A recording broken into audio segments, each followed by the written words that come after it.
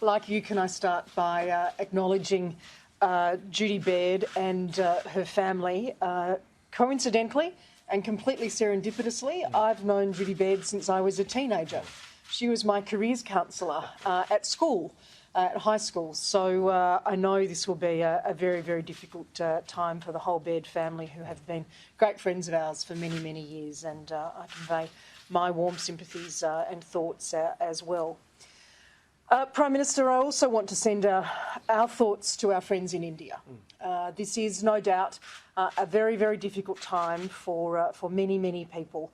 I've been in touch with my very good friend and colleague, Minister Jaishankar, in relation to these issues, and assured him of Australia's very best wishes and our strong support, which we're commencing with the announcements from today. I also want to reaffirm the great leadership and generosity that India has shown to the global community throughout this pandemic. They have, in fact, exported over 66 million WHO-approved vaccines across the world. I know in our own region how important this has been. In the Pacific, it includes gifting vaccine doses to Nauru and to Fiji.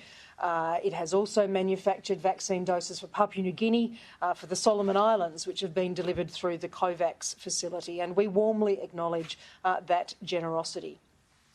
As the Prime Minister did, we also know that for Australians in India and their loved ones, this is a very difficult time. For Indian Australians, many here in Australia will be very concerned about family as well. Prior to the current outbreak, the Department of Foreign Affairs and Trade had 8 planned flights from India in May.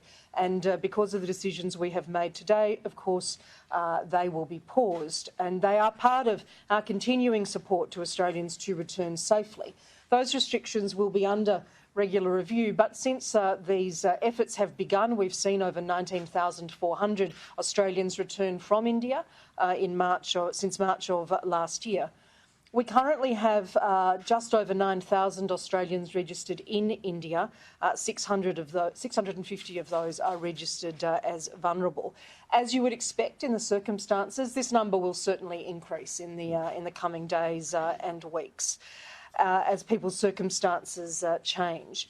Since March of last year, we have facilitated 38 flights out of India, 28 flights with Qantas from Delhi, from Chennai, from Mumbai and from Kolkata, which have brought back 5,000 passengers.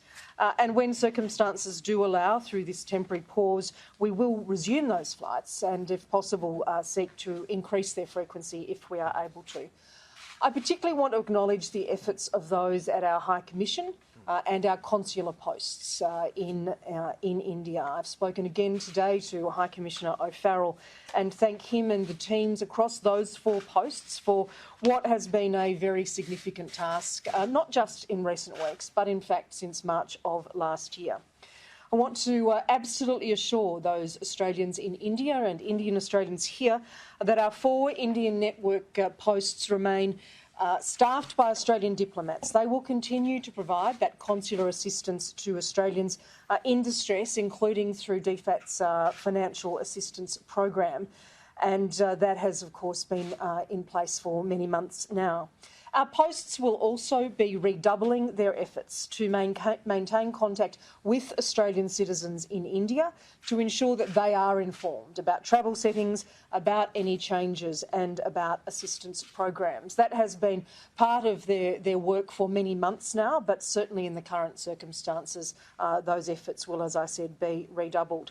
I want to advise again our consular contact numbers for those who may need to make contact. From Australia, the number is 1300 555 135, and from outside Australia, it is of course +61 62 61 3205.